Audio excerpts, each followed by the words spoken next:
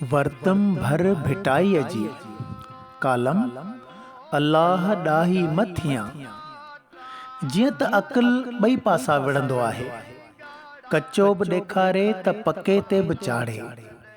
जॾहिं इंसान वटि घणो अक़ल अचे त उन जे फ़िक्र में फितनूं बर्पा करे, या कॾहिं वरी फितने खे अक़ल ऐं फ़सादनि खां बचाए। बस कॾहिं अक़ल वारा चरियो सॾाइनि त वरी कॾहिं चरिया ॾाहा चवराइनि। अक़ल इल्म जी इंतिहा जे करे पोइते पेर ढाहियो छॾे, कॾहिं वरी इल्म अक़ल जो साथी थियो बीहो रहे। अक़ल नाबीन खे सॼो करियो विझे, कॾहिं वरी सॼे खे नाबीना बणायो छॾे। इहो ई अक़ल आहे जॾहिं इल्म जे वर चढ़े त शैतानी शरारतूं शुरू करे पाण खे छुड़वाग ऐं शोशेबाज़ ठहराए, सभु नज़रिया लताड़े सच जो बाइकाट कराए ऐं मादियत परस्तीअ जी हंज में वेही दुनिया खे हमेशा रहण वारी जॻह कोठे उनखे सुकून वारी ठाहिण लाइ सभु हुरबा इस्तेमाल कराए। किथे वरी अक़ल जॾहिं इश्क जे हथ चढ़े, किथे वरी जॾहिं इश्क जे हथ चढ़ी पवे त ॻाल्हियूं ॻरियूं करण लॻे।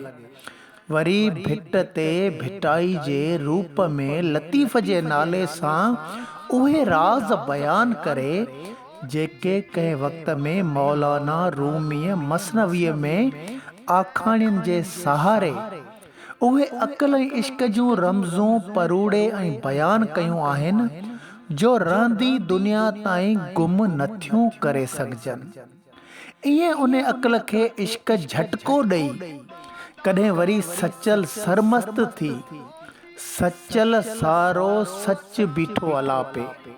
वरी कॾहिं अक़ल खे इश्क मात ॾेई मंसूर बणायो छॾे, कॾहिं वरी अक़ल खे उहो ई इश्क मजने जहिड़े हसीन शख्स खे कारी लैला ला लैला कंदे कंदे मिस्र जे बाज़ारूं पियो घुमाए।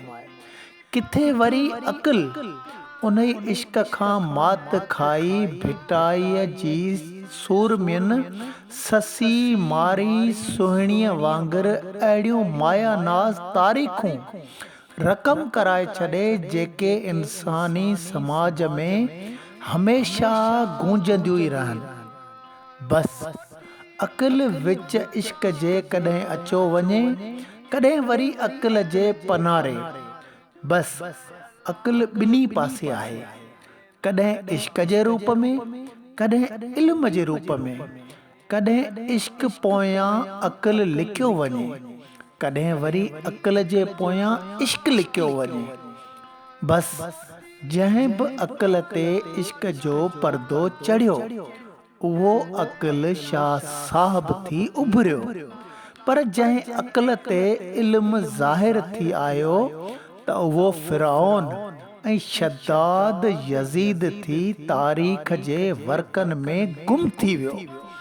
बस जिन ॾाहो सॾायो उन्हनि इल्म खे अक़ल में जॻह ॾिनी, जिन सभु कुझु सम्झी ॾाहो कोन सॾायो, उहे उतां ई गुज़रिया जितां अक़ल ऐं इल्म जी जॻह नथी ठहे। सैयद ग़ुलाम हैदर शाह कलंदरी।